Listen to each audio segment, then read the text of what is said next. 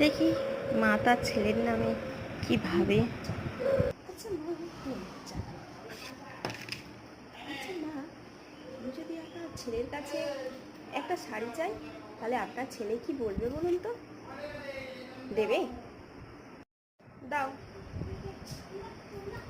কি আর বলবে, কিছুই বলবে না।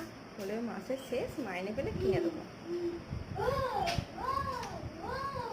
ঠিক আছে, যাও, তুমি তাড়াতাড়ি রাতের রান্নাটা বসিয়ে দাও।